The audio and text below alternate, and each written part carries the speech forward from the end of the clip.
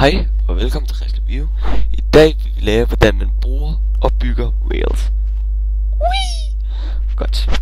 Vi starter med at gå ind til vores crafting table. Og vi skal bruge sticks og iron ingot.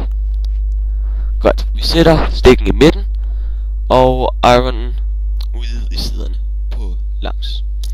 Så har vi nogle rails. Og nu vil vi så vise jer hvordan man laver powered rail.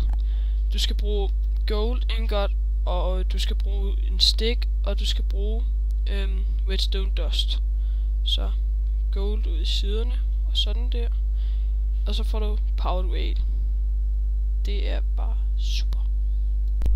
Hej, nu skal vi lave en detector rail. Godt, så går vi ind til vores crafting table.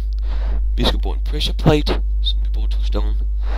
Godt, så skal vi bruge iron ingot, som vi lægger ligesom railsene. Og så pressure plate i midten, og redstone der. Sådan.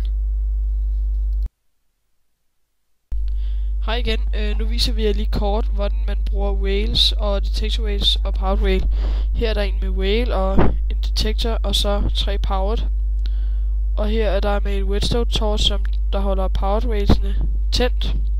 Og her er der en med håndtag, hvor du så tænder powered railene.